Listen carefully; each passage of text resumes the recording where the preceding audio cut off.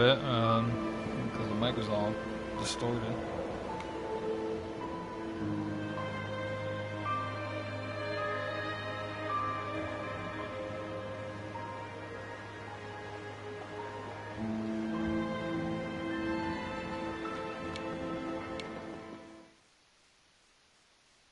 Here we go, dear Esther.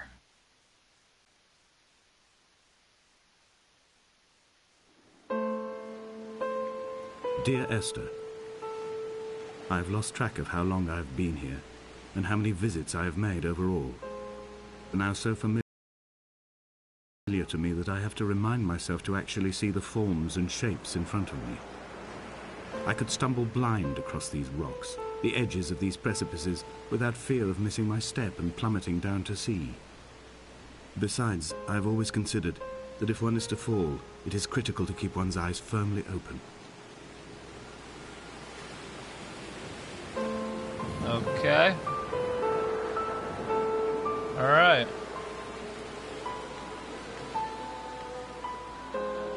Can I walk into the ocean?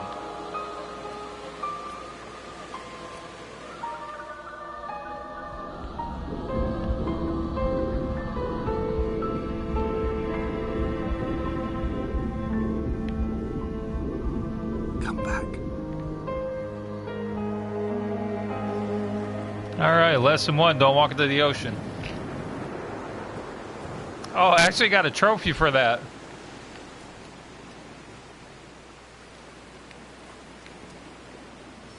All right, my button zooms. All my buttons zoom.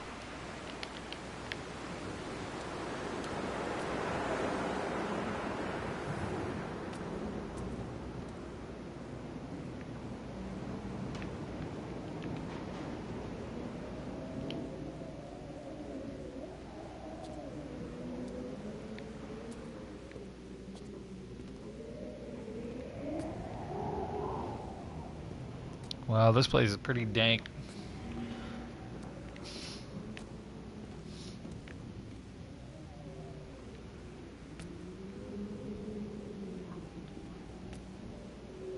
Okay.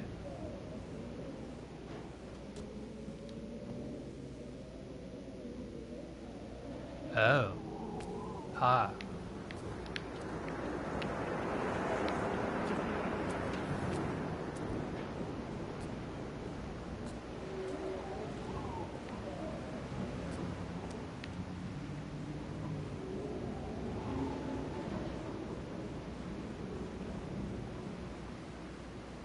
That is one rank toilet.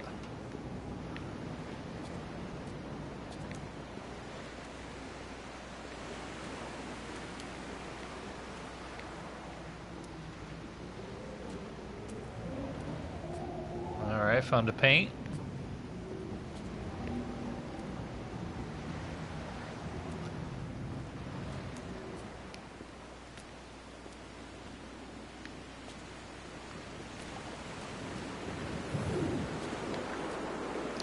Check out that lighthouse. I can't run though.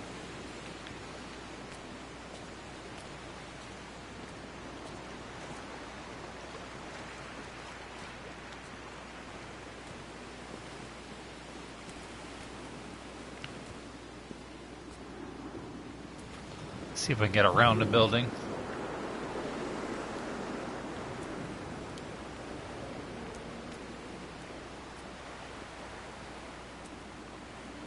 No.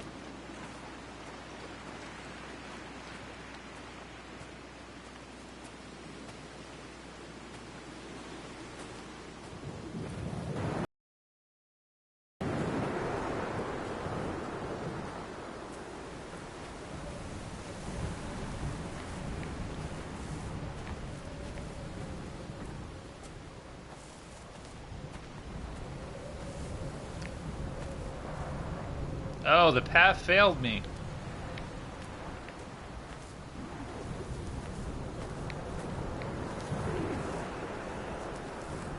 Donnelly reported the legend of the hermit, a holy man who sought solitude in its most pure form. Allegedly, he rode here from the mainland in a boat without a bottom, so all the creatures of the sea could rise at night to converse with him. How disappointed he must have been with their chatter. Perhaps now, when all that haunts the ocean is the rubbish dumped from the tankers, he'd find more peace. They say he threw his arms wide in a valley on the south side, and the cliff opened up to provide him shelter. They say he died of fever 116 years later.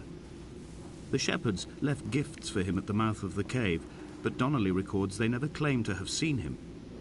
I have visited the cave and I have left my gifts, but like them, I appear to be an unworthy subject of his solitude. A gift of paint.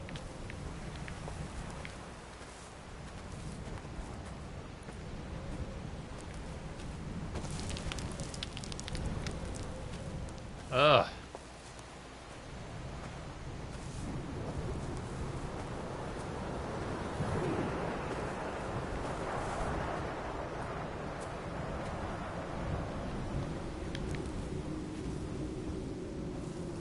For some reason my flashlight doesn't work now.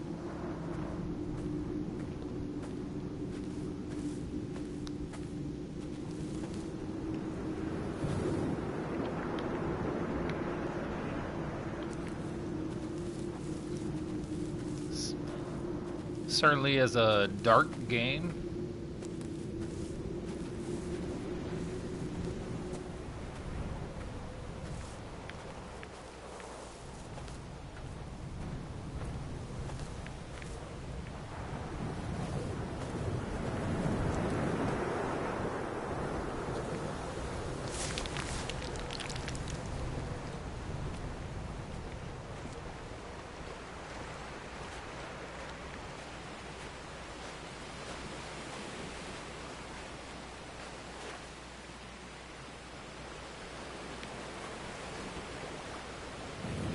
What the hell is that? A bottle? Don't know.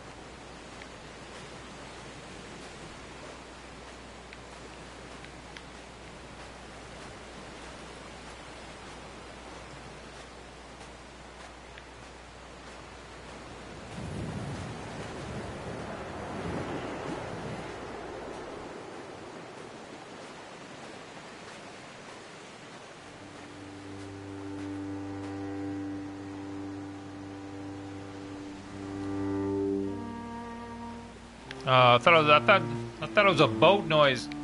When you were born, your mother told me, a hush fell over the delivery room. A great red birthmark covered the left side of your face.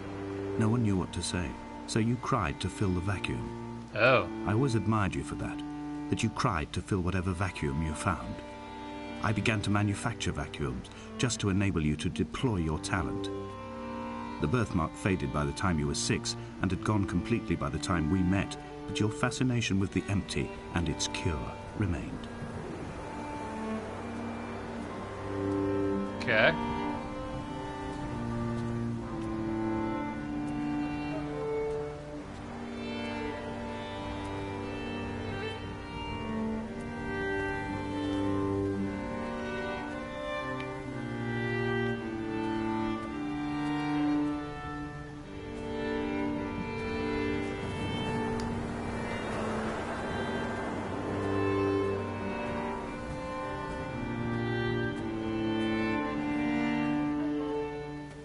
Reading Donnelly by the weak afternoon sunlight. He landed on the south side of the island, followed the path to the bay and climbed the mount. He did not find the caves, and he did not chart the north side. I think this is why his understanding of the island is flawed, incomplete. He stood on the mount and only wondered momentarily how to descend. But then, he didn't have my reasons. Okay, I don't know if the narrator is talking to me or he's talking about me, or he's just talking.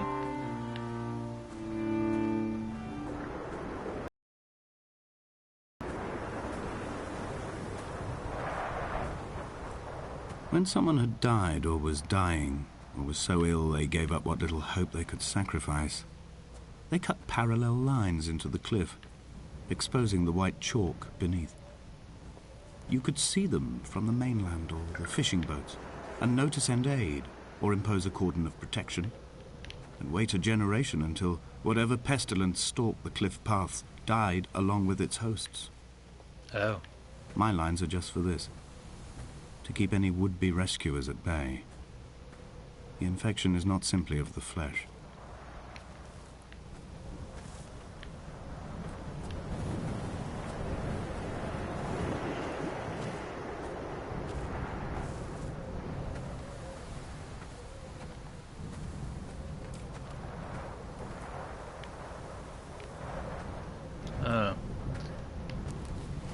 You sound like somebody's following me.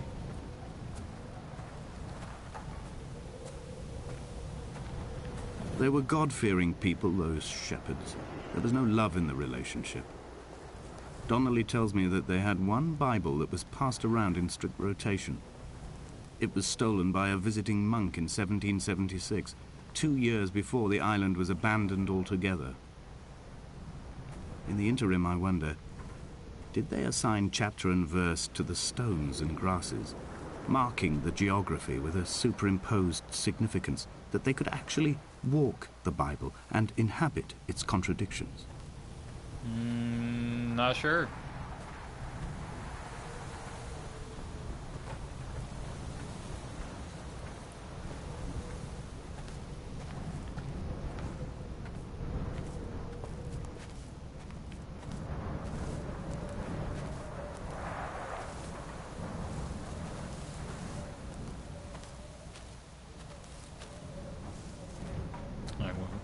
Go try to find that cave. And it was over in this direction over here somewhere.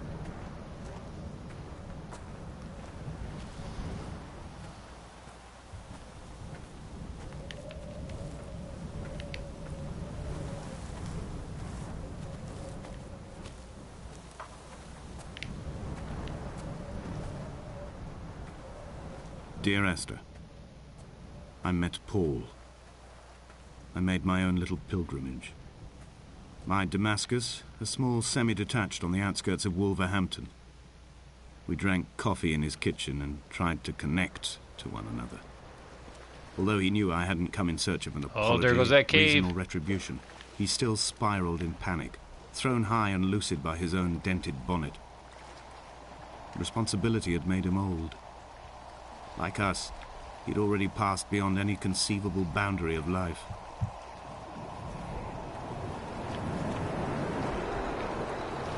Yeah, it must have been up over there somewhere, looking down here.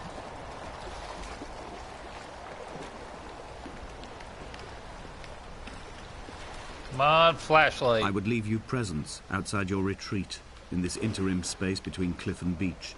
I would leave you loaves and fishes, but the fish stocks have been depleted and I've run out of bread.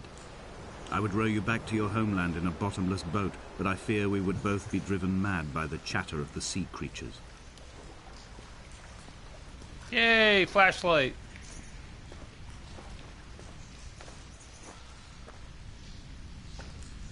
Okay. It's like a hot dog octopus. Oh, there goes more of that.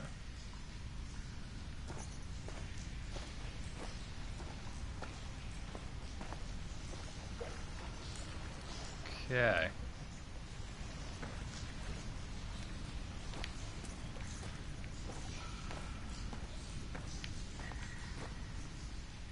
All right.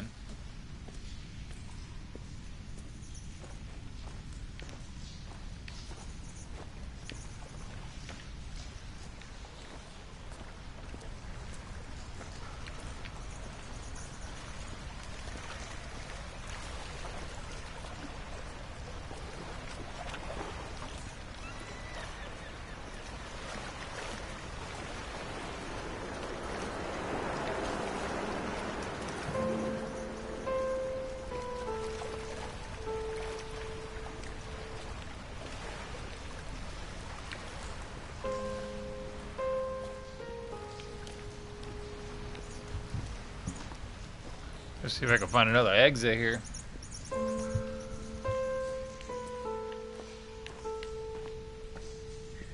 No.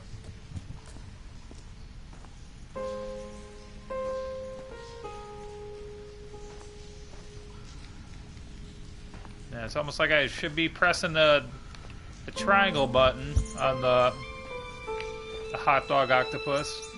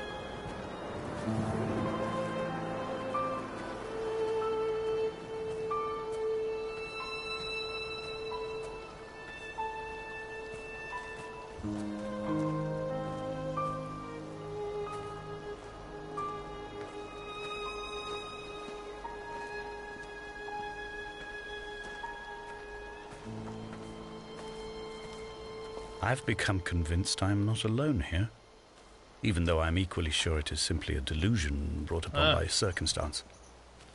I do not, for instance, remember where I found the candles, or why I took it upon myself to light such a strange pathway. Perhaps it is only for those who are bound to follow. Alright. So I get a candle?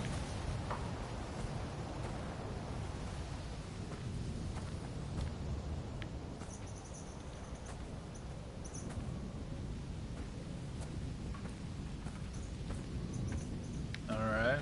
Some like small freaky deaky like Stonehenge.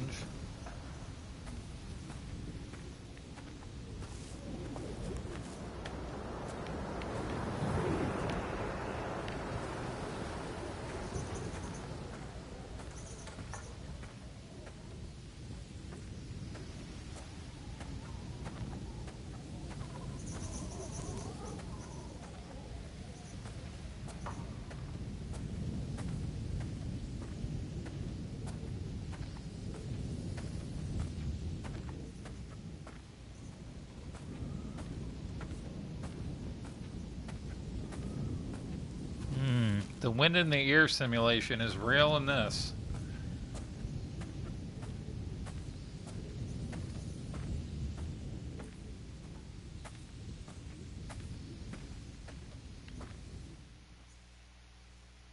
Oh.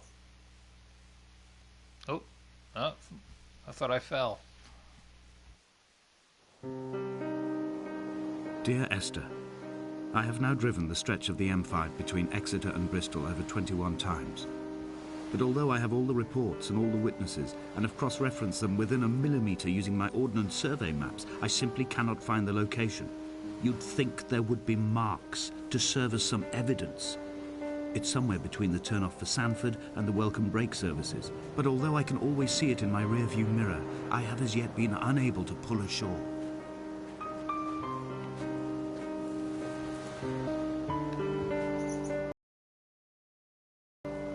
Definitely see a building over here.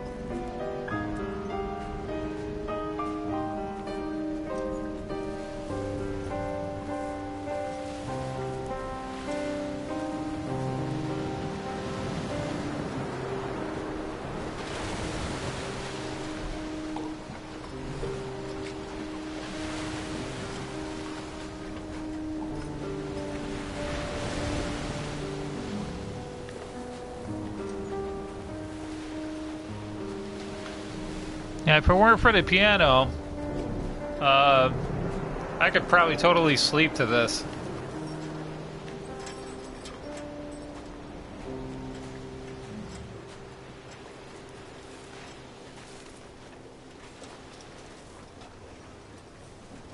That's an odd spot for a chair.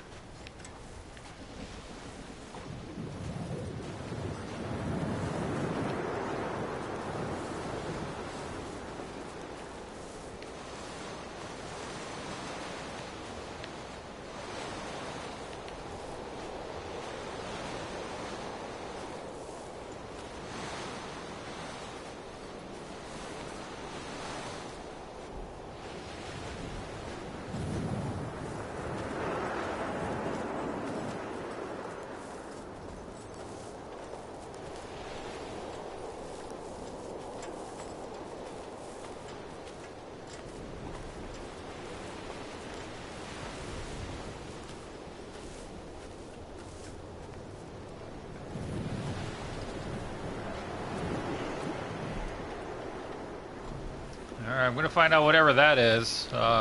Operation Glowfish right now.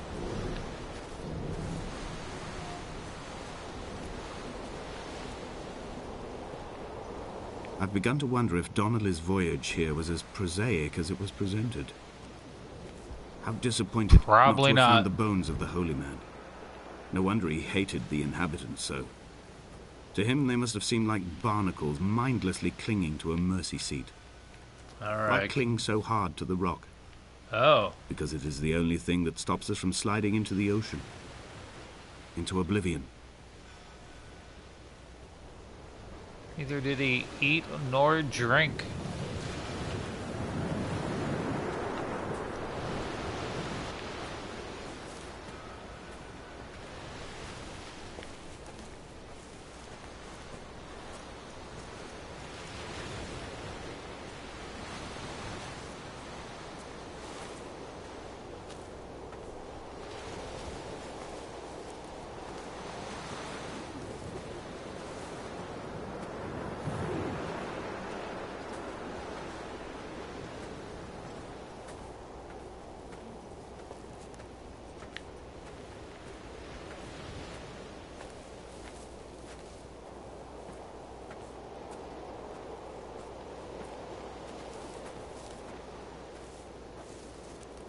Ugh, please tell me I don't have to backtrack.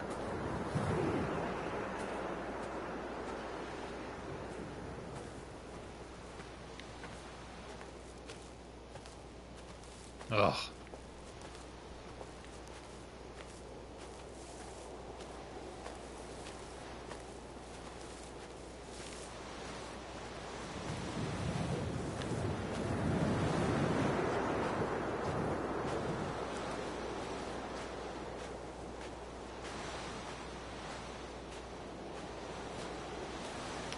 Yeah, shuffling my feet.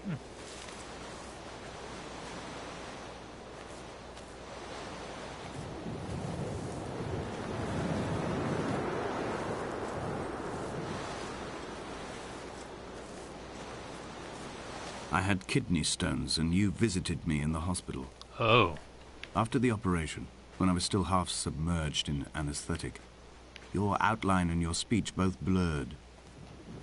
Now my stones have grown into an island and made their escape, and you have been rendered opaque by the car of a drunk. Painful urination.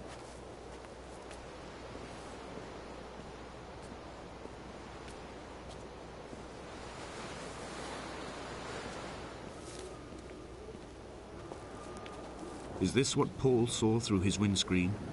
Not Lot's wife looking over her shoulder, but a scar in the hillside, falling away to black forever. Oh, can I go in? Probably. Yes. Come back. Interesting. Okay, I get trophies for falling in holes.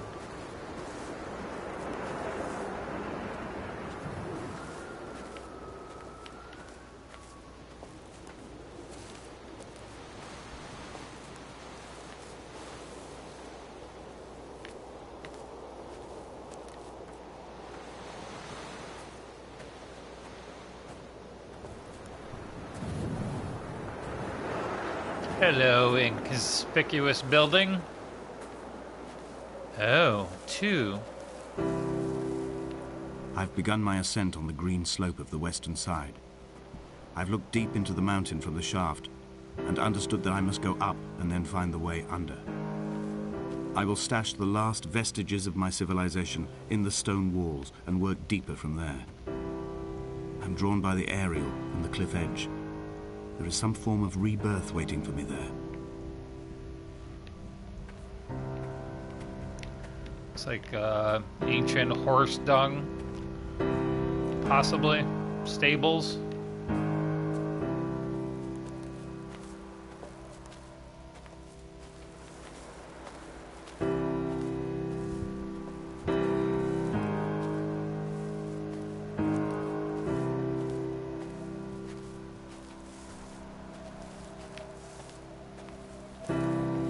What up, big? Mom. Oh.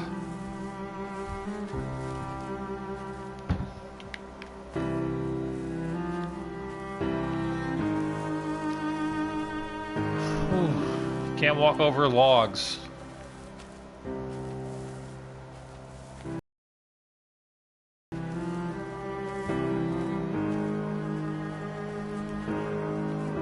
The bothy was constructed originally in the early 1700s. By then, shepherding had formalized into a career. The first habitual shepherd was a man called Jakobsen, from a lineage of migratory Scandinavians. He was not considered a man of breeding by the mainlanders. He came here every summer whilst building the bothy, hoping eventually that becoming a man of property would secure him a wife and a lineage. Donnelly records that it did not work. He caught some disease from his malcontented goats and died 2 years after completing it. There was no one to carve white lines into the cliff for him either. Oh.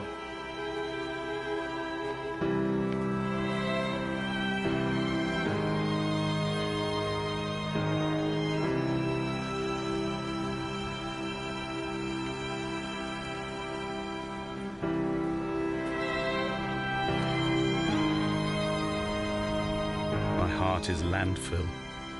These false dawns waking into the still never light. I sweat for you in the small hours and wrap my blankets into a mass. I have always heard the waves break on these lost shores, always the gulls forgotten. I can lift this bottle to my ear, and all there ever is for me is this Hebridean music.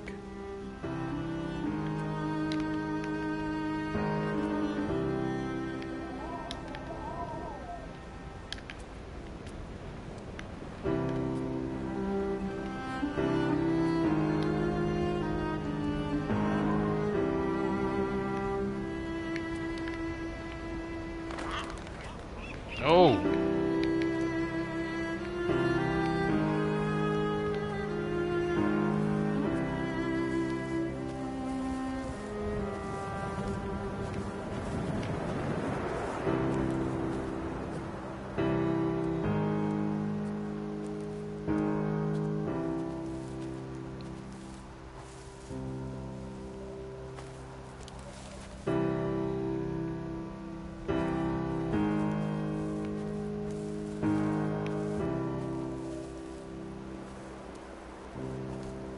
Oh, I can climb on rocks, but not over logs.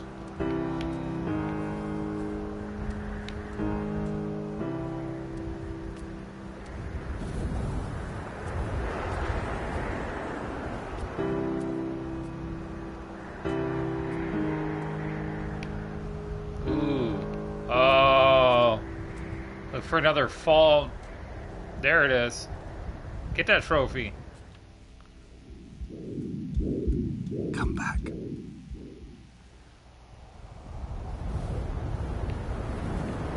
Wow, I got robbed.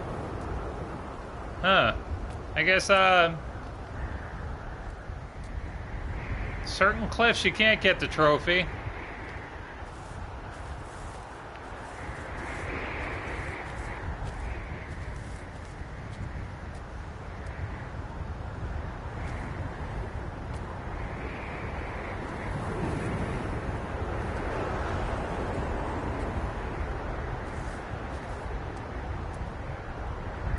He left his body to the medical school and was duly opened out for a crowd of students 21 days after his passing. The report is included in my edition of his book. The syphilis had torn through his guts like a drunk driver, scrambling his organs like eggs on a plate. Nice. But enough definition remained for a cursory examination, and, as I suspected, they found clear evidence of kidney stones. He's likely to have spent the last years of his life in considerable pain. Wretched. Perhaps this is the root of his laudanum habit. Although its Horrifying. use makes him an unreliable witness, I find myself increasingly drawn into his orbit. Brutal, painful urination. They found Jakobsen in early spring. The thaw had only just come. Even though he'd been dead nearly 7 months, his body had been frozen right down to the nerves and had not even begun to decompose. His fingernails were raw and bitten to the quick. They found the phosphorescent moss that grows in the caves deep under the nails. Whatever he'd been doing under the island when his strength began to fail is lost. He'd struggled halfway up the cliff again, perhaps in a delirium, perhaps trying to reach the Bothy's fire before curling into a stone and expiring.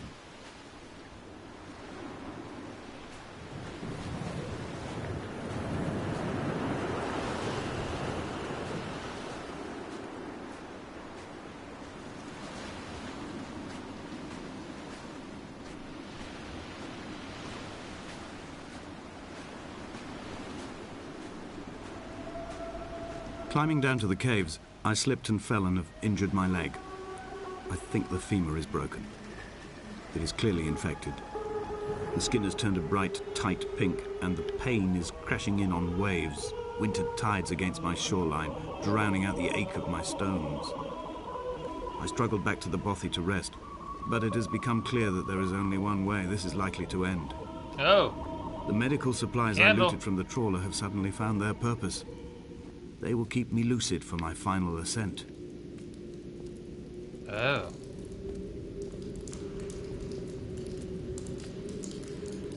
Oh.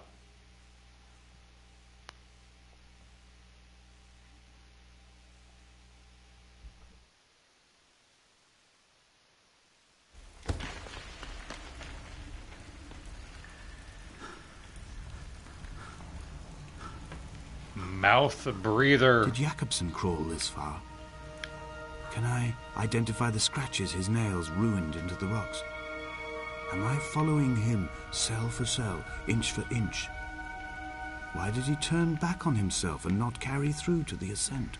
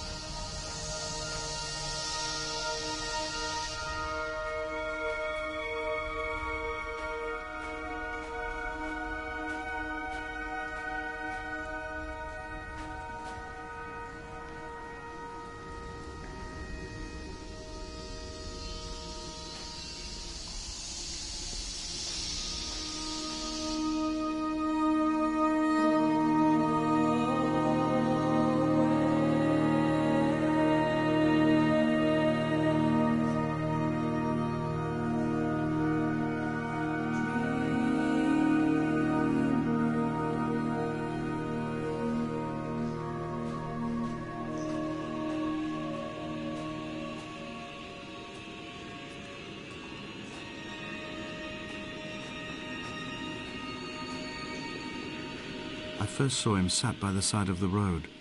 I was waiting for you to be cut out of the wreckage. The car looked like it had been dropped from a great height. The guts of the engine spilled over the tarmac, like water underground.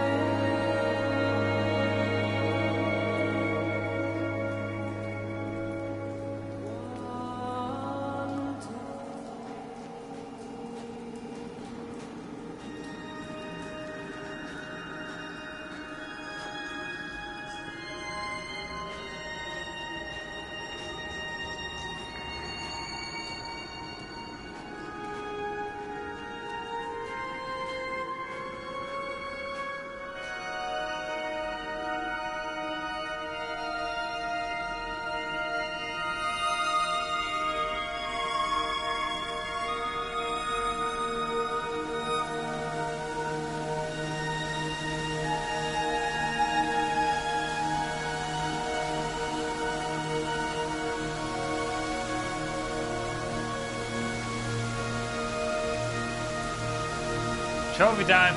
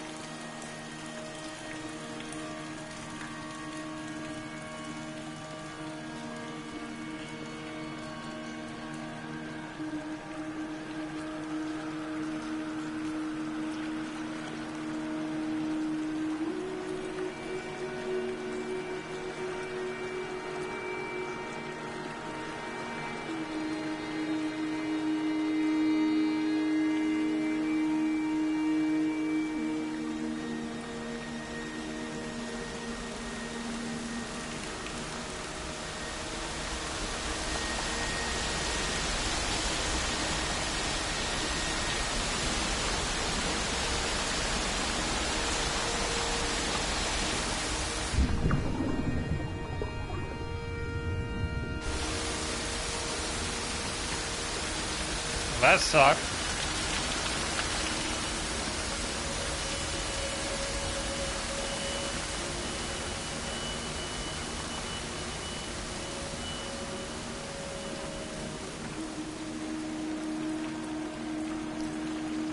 Ooh. Need a little pep in the step. Mo.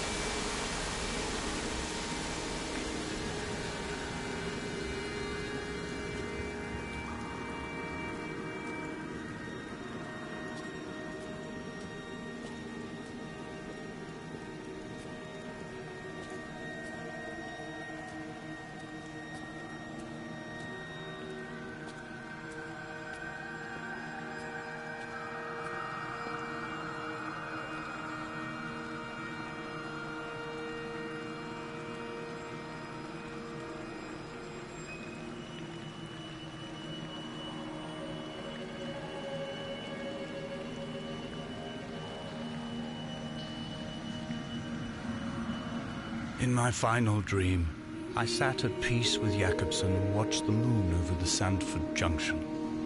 Goats grazed on the hard shoulder, a world gone to weed and redemption. He showed me his fever scars, and I mine, between each shoulder the nascency of flight.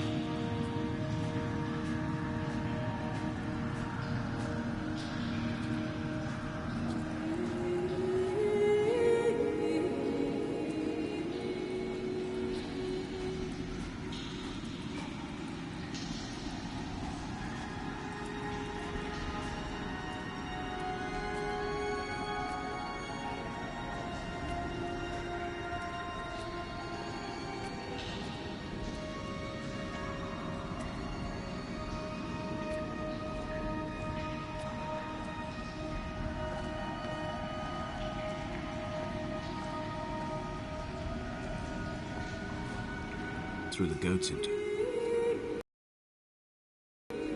It cannot be the landfill where the parts of your life that would not burn ended up. It cannot be the chimney that delivered you to the skies.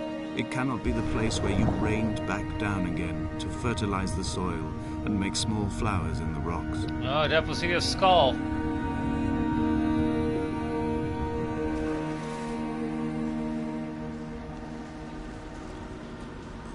Goat skulls.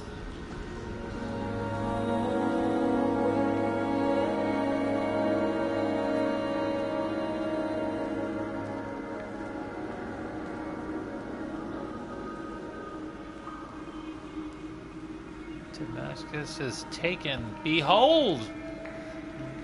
Goat skull. Oh, hello.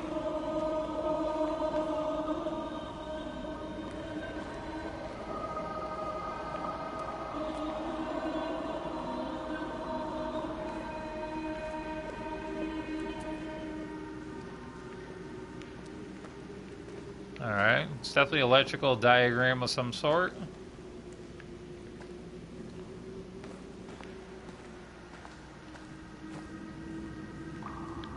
Forward and reverse.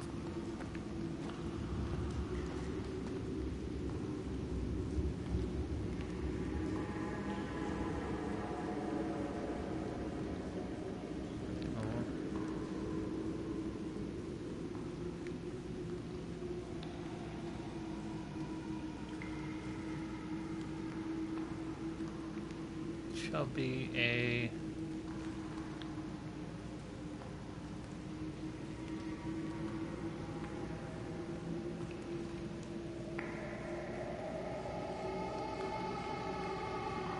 and it shall be a genuous keep or heap. Nerd? Don't know.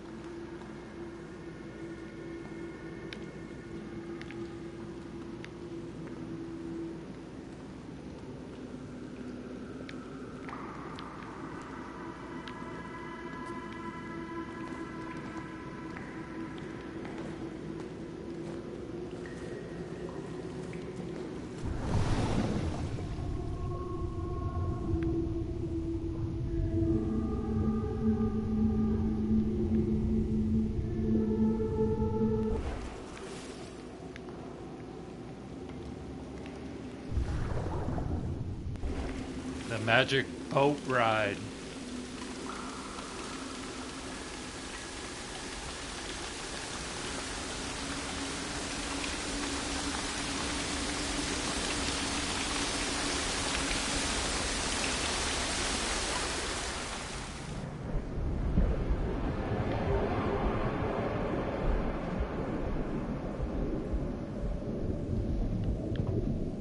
Oh. Hello, streetlights.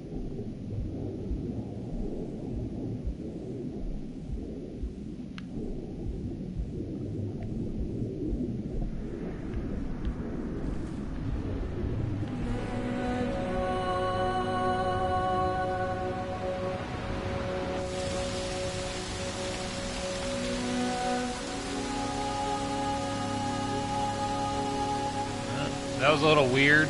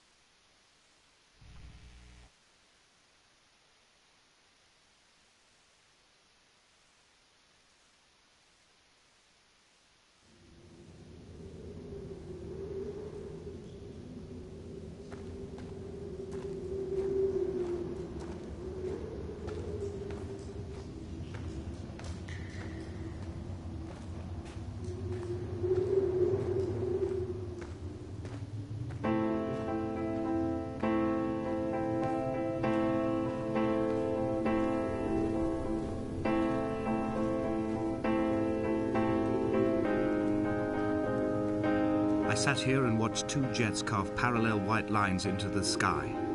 They charted their course, and I followed them for 21 minutes until they turned off near Sanford and were lost. If I were a gull, I would abandon my nest and join them. I would starve my brain of oxygen and suffer delusions of transcendence. I would tear the bottom from my boat and sail across the motorways until I reached this island once again.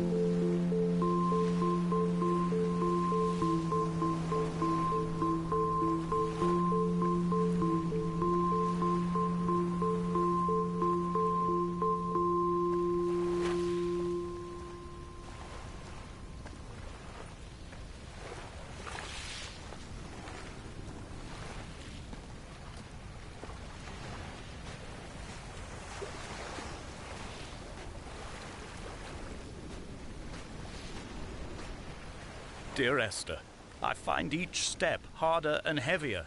I drag Donnelly's corpse on my back across these rocks, and all I hear are his whispers of guilt, his reminders, his burnt letters, his neatly folded clothes. He tells me I was not drunk at all.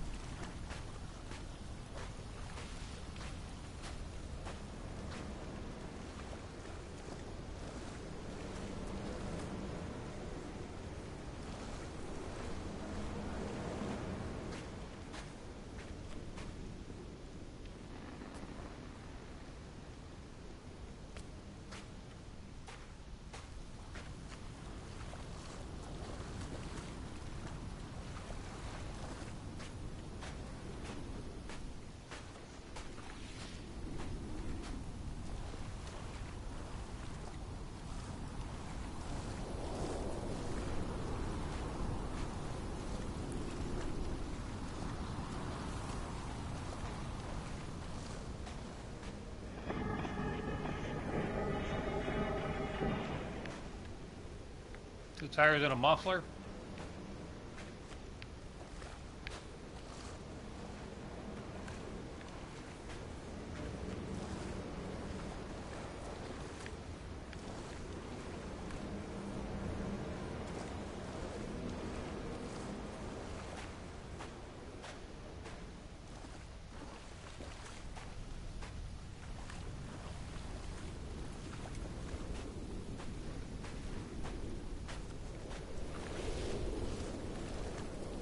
Hall by the roadside, by the exit for Damascus, all ticking and cooled, all feathers and remorse, all of these signals routed like traffic through the circuit diagrams of our guts, those badly written boats torn bottomless in the swells, washing us forever ashore.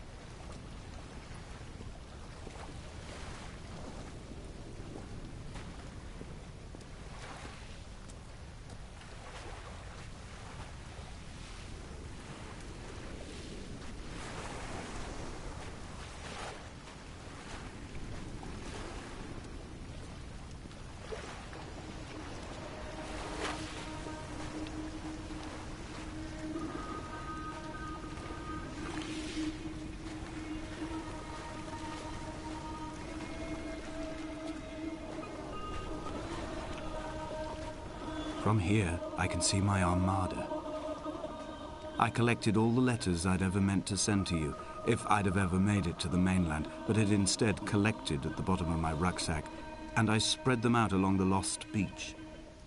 Then I took each and every one, and I folded them into boats. I folded you into the creases, and then, as the sun was setting, I set the fleet to sail. Shattered into 21 pieces, I consigned you to the Atlantic, and I sat here until I'd watched all of you sink.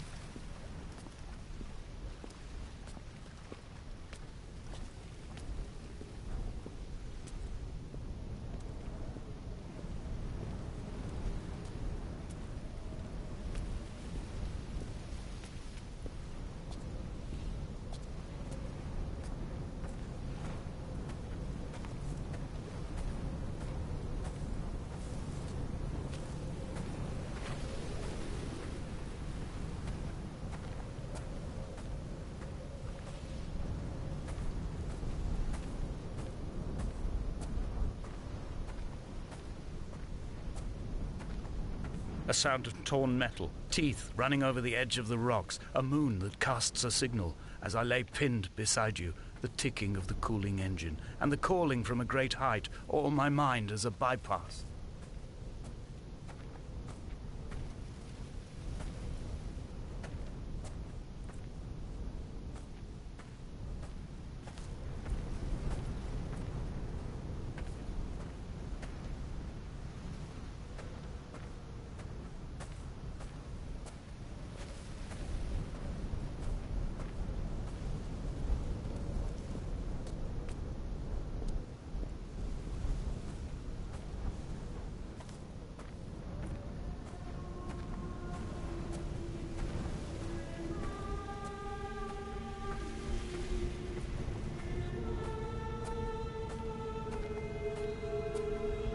I've begun my voyage in a paper boat without a bottom.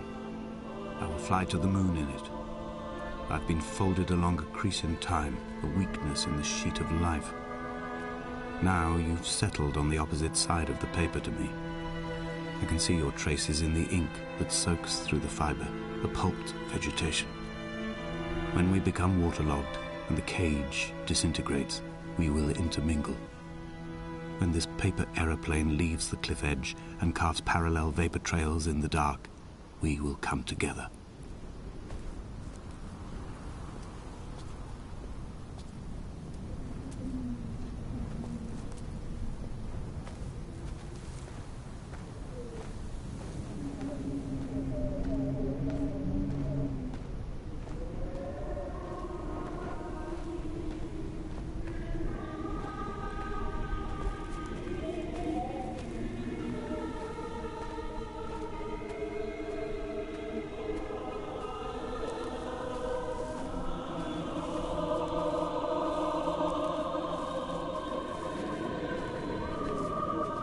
If only Donnelly had experienced this, he would have realized he was his own shoreline, as am I. Just as I am becoming this island, so he became his syphilis, retreating into the burning synapses, the stones, the infection. The painful urination again.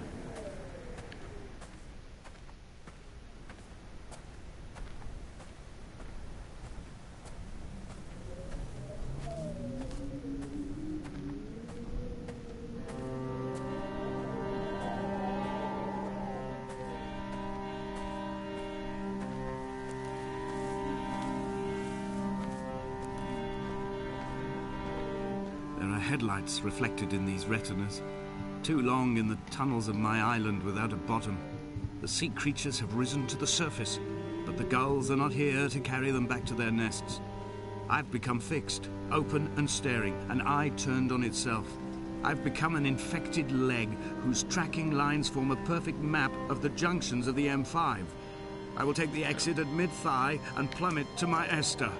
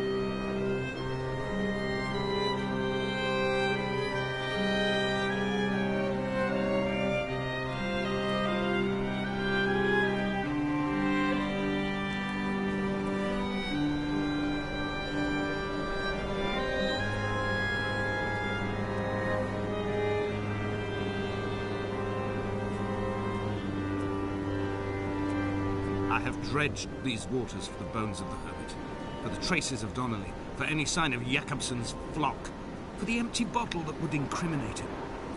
I have scoured this stretch of motorway 21 times, attempting to recreate his trajectory, the point when his heart stopped dead and all he saw was the moon over the Sanford Junction. He was not drunk, Esther. He was not drunk at all, and it was not his fault. It was the converging lines that doomed him. This is not a recorded natural condition. The gulls do not fly so low over the motorway and cause him to swerve. The paint scored away from his car in lines like an infection, making directly for the heart.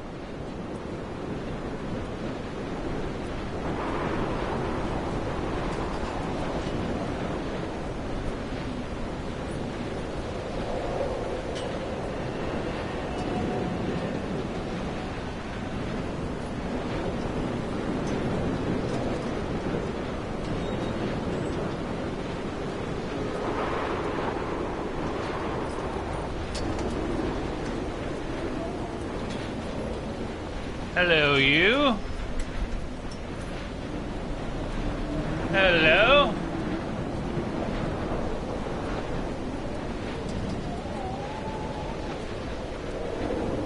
I am the Ariel. In my passing, I will send news to each and every star.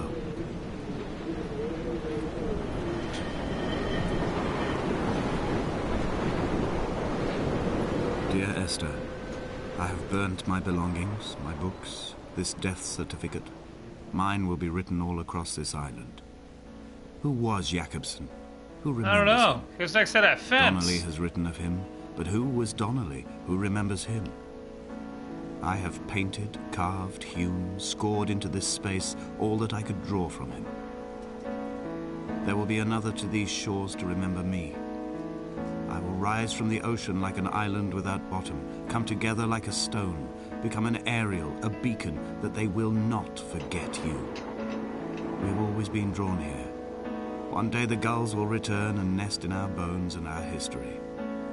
I will look to my left and see Esther Donnelly flying beside me. I will look to my right and see Paul Jakobsen flying beside me. They will leave white lines carved into the air to reach the mainland, where help will be sent.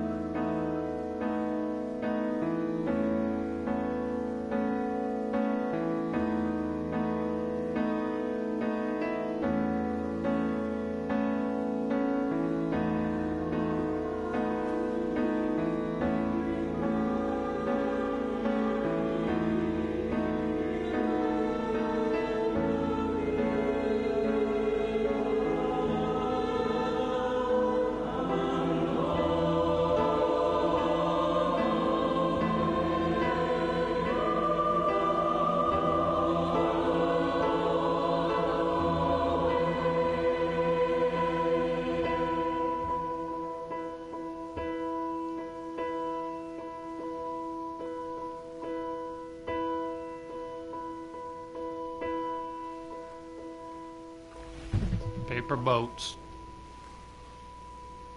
Who was that person next to that fence?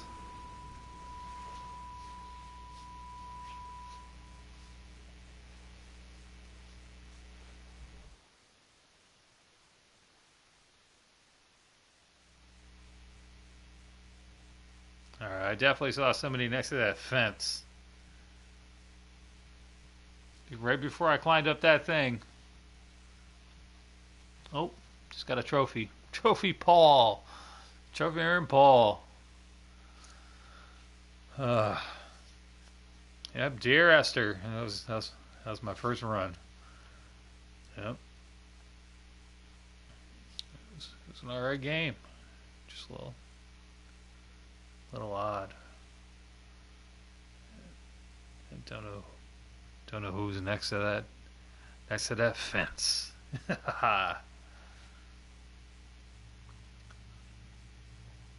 Alright. Well. Oh. Was attacking everything around.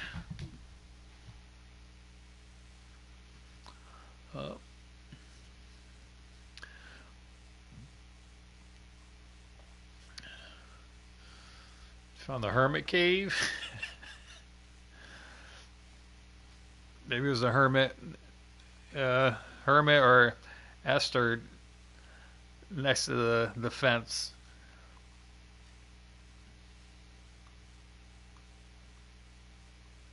hermit collecting all the stuff outside of the cave. Hanging by the fence.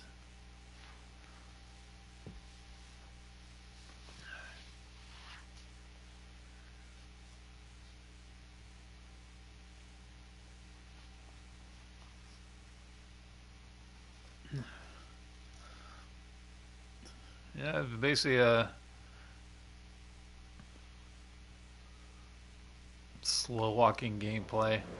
Oh,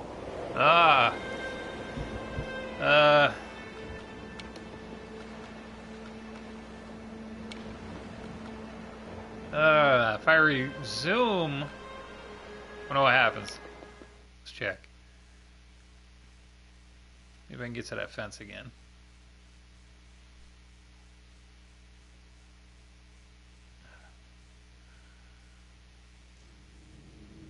Where am I at?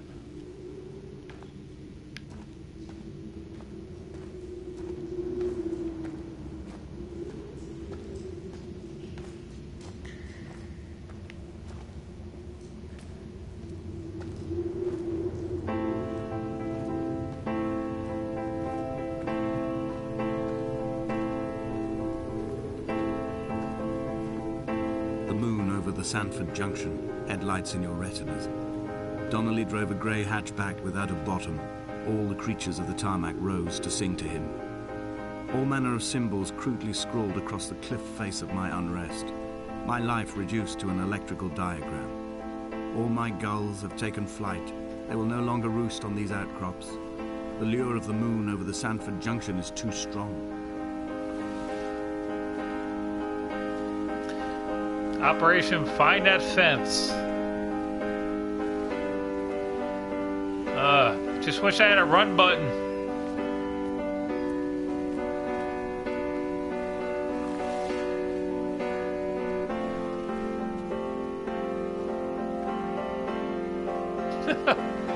Somebody just stop watching.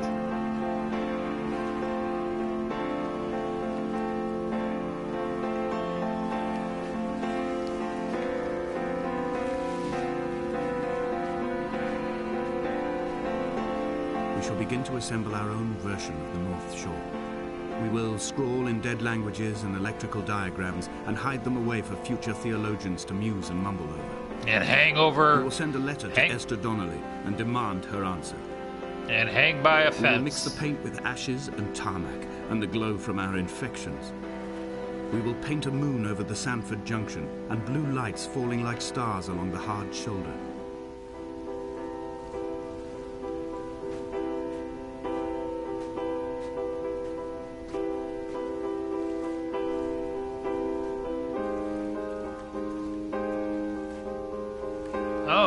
Got a bonus.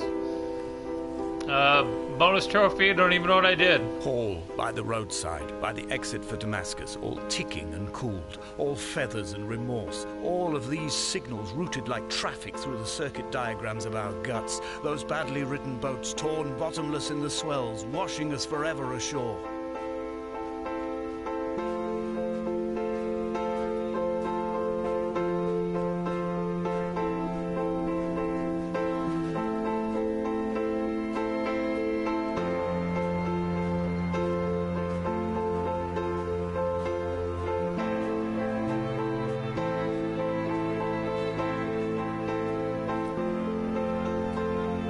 From here, I can see my armada.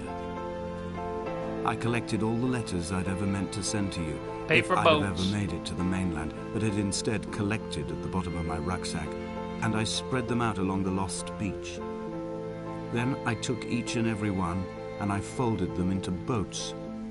I folded you into the creases, and then, as the sun was setting, I set the fleet to sail.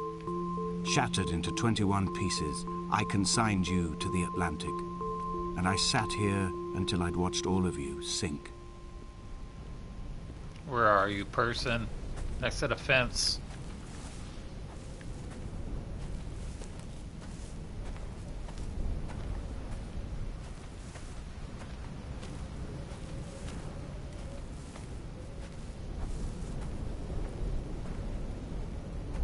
I know you're there somewhere. The pain in my leg sent me blind for a few minutes as I struggled up the cliff path. I swallowed another handful of painkillers, and now I feel almost lucid. The island around me has retreated to a hazed distance, whilst the moon appears to have descended into my palm to guide me. I can see a thick black line of infection reaching for my heart from the waistband of my trousers. Through the fugue, it's all the world like the path I have cut from the lowlands towards the aerial.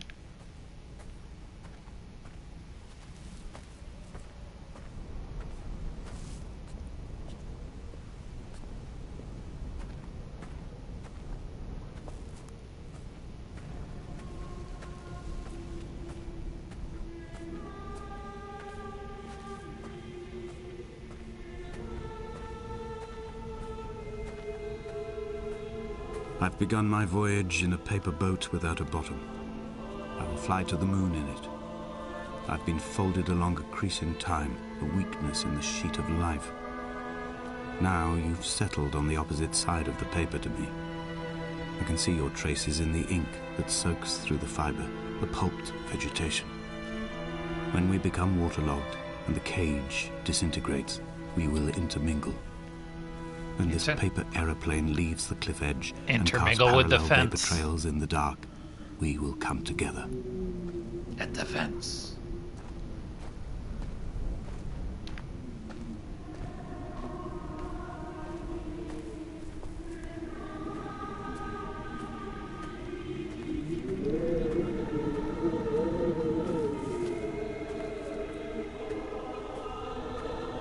If only Donnelly had experienced this, he would have realized he was his own shoreline, as am I. Just as I am becoming this island, so he became his syphilis, retreating into the burning synapses, the stones, the infection.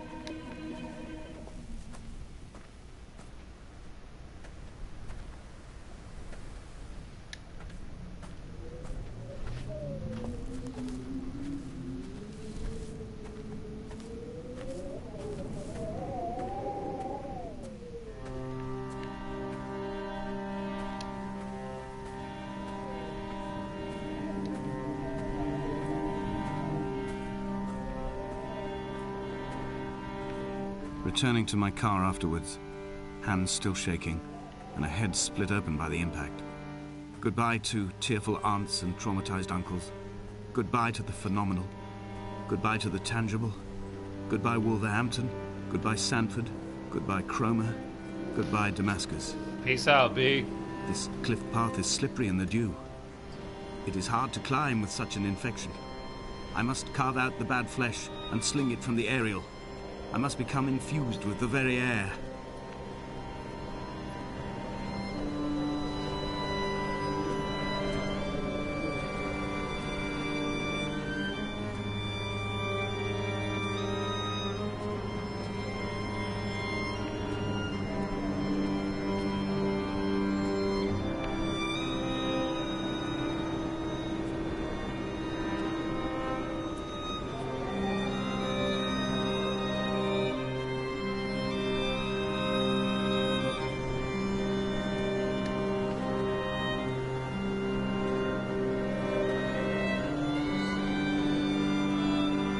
He was not drunk, Esther. He was not drunk at all. He had not drunk with Donnelly or spat Jacobson back at the sea. He had not careered across the lost shores and terminal beaches of this nascent archipelago. He did not intend his bonnet to be crumpled like a spent tissue by the impact. His windscreen was not star-studded all over like a map of the heavens. His paintwork etched with circuit diagrams, strange fish to call the gulls away. The phosphorescence of the skid marks lighting the M5 all the way from Exeter to Damascus.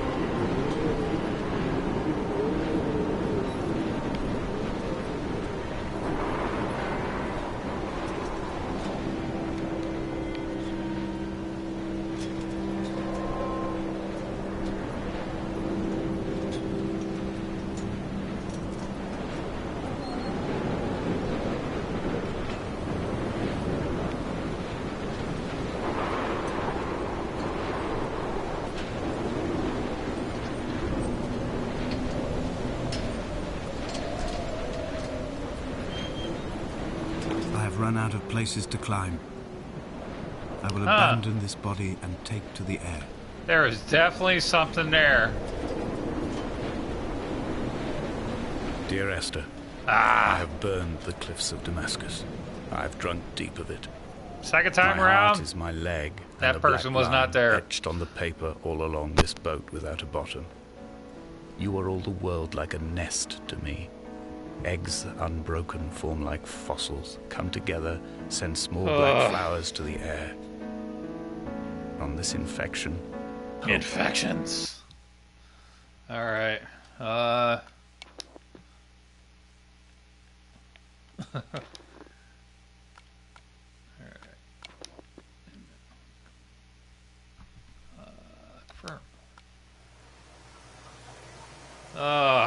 Don't really want to run through that again, but next time I run through, try to find out who's next to the fence. All right, thank you for watching.